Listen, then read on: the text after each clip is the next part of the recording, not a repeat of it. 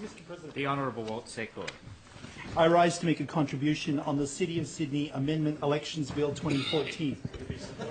My contribution will be brief, as the matter has been extensively canvassed by both sides of the chamber, but I place on record my opposition to the bill and to the dark and seedy motivation behind it.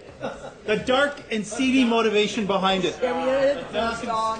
Didn't improve. Each of us who seeks to put public interest first must reject this bill. One vote, one value is not a principle that we should play with lightly. It is a principle that must be defended. The City of Sydney Amendment Elections Bill does four things. Firstly, it gives every business that pays rates one vote, as currently the case, but two. It gives two. Secondly, these two votes are not to be exercised voluntarily. They are to be made compulsory, with fines to apply to every rate-paying business in the state that does not exercise them. Thirdly, the oversight of the non-residential role will not reside with the independent New South Wales Electoral Commissioner.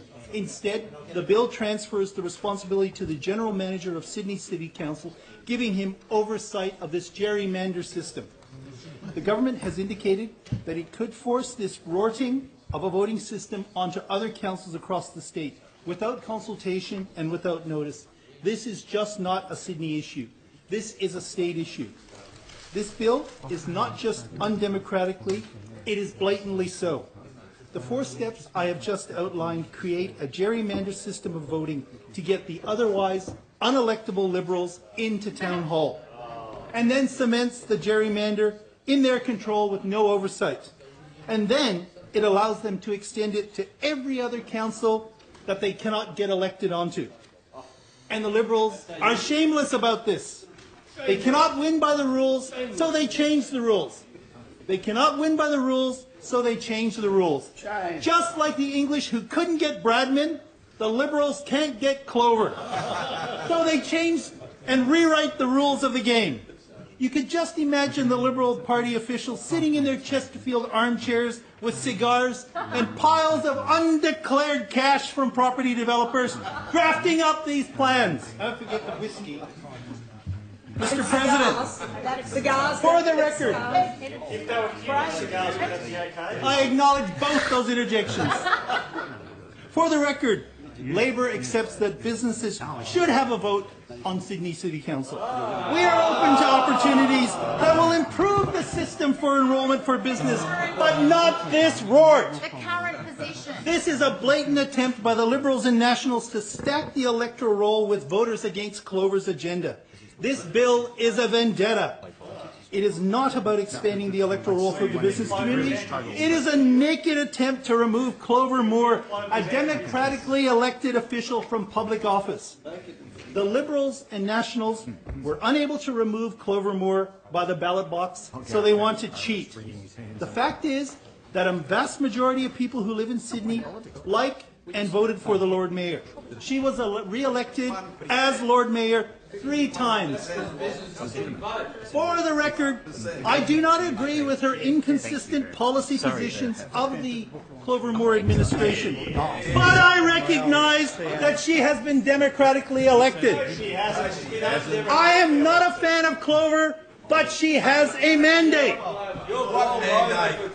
And voters outside of Sydney, whether or not they like Clover Moore, should be worried about this bill, because the Sydney City Council bill is a trial run.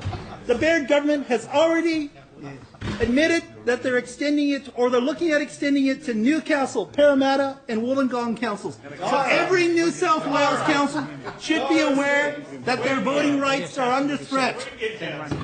This bill will water down the voices of local residents potentially across the state.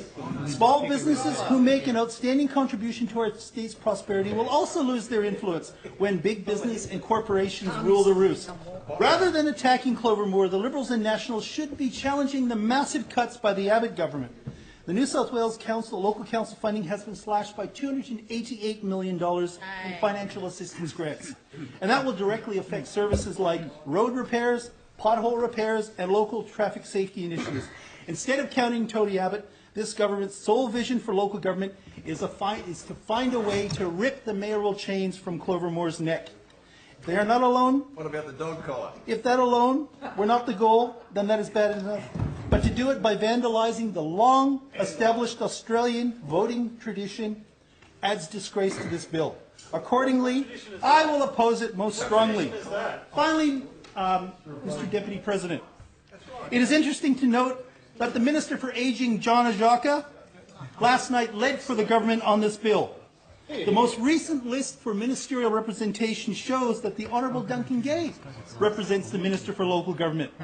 But this bill reeks, and the Honourable Duncan Gay doesn't want the scent of it on his Italian suit. So he gave the hospital pass to John Ajaka. I thank the House for its consideration and vehemently oppose this bill.